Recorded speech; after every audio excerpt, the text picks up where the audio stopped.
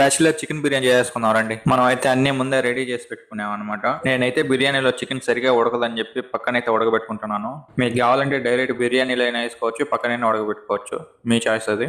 దవర అయితే పెట్టేసుకొని దవర వేడెక్కిన తర్వాత ఆయిల్ అయితే వేసుకుందాం. ఆయిల్ అయితే వేడెక్కిన తర్వాత ఇక్కడ కనిపిస్తున్నాం అయితే వేసుకుందాం. అలాగే కొంచెం తిరుపతి గింజలు, అలాగే కొంచెం కరివేపాకు అయితే వేసుకుందాం. అలాగే కొన్ని పచ్చిమిరకాయలు వేసుకొని కొంచెం ఆగిన తర్వాత ఎర్రగడ్డలు అయితే వేసుకుందాం. ఎర్రగడ్డలు వేగిన తర్వాత టమాటాలు అయితే వేసుకుందాం. అలాగే కొంచెం పసుపు, కొంచెం సాల్ట్ అయితే వేసుకుందాం. అలాగే కొంచెం పుదీనా కూడా అయితే వేసుకుందాం. ఒక 10 నిమిషాలు టమాటాలు ఎర్రగడ్డలు బాగా ఉడికిన తర్వాత అల్లం వెల్లుల్లి పేస్ట్ అయితే వేసుకుందాం. అల్లం వెల్లుల్లి పేస్ట్ పచ్చి పోయేంత వరకు ఉడికించుకొని చికెన్ అయితే వేసుకుందాం. ఈ చికెన్ ఉడకబెట్టుకున్న వాటర్ అయితే నేనైతే ఎసురు అయితే పోసుకుంటాను. బాగా మిక్స్ చేసుకుని ఒక 5 నిమిషాల తర్వాత అయితే మసాలాలు అయితే వేసుకుందాం. మిరప్పొడి, అలాగే ధనియాల పొడి, గరం మసాలా, చికెన్ మసాలా అయితే వేసుకుందాం. బాగా మిక్స్ చేసుకొని ఒక 10 నిమిషాలు అయితే మూత అయితే పెట్టేసుకుందాం. 10 నిమిషాల తర్వాత ఎసురు అయితే వేసుకుందాము. మీరు ఏ గ్లాస్ అయితే రైస్ తీసి పెట్టుకుంటారో ఆ గ్లాస్ అయితే ఎసురు అయితే పోయాలి. నేనైతే 6 గ్లాసులు అయితే రైస్ తీసుకున్నాను. నేనైతే 10 గ్లాసులు వాటర్ అయితే పోసుకుంటున్నాను. 12 గ్లాసులు వాటర్ పోస్తే సంగటి అయితే అయిపోతుంది.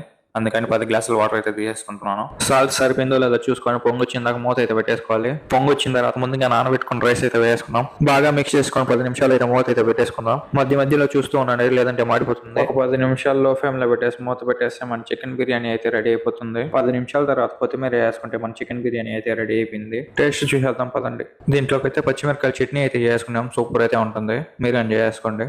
బాగుంది, చాలా బాగుంది. ఈ రోజు వీడియో ఇదే అనమాట. Like and subscribe.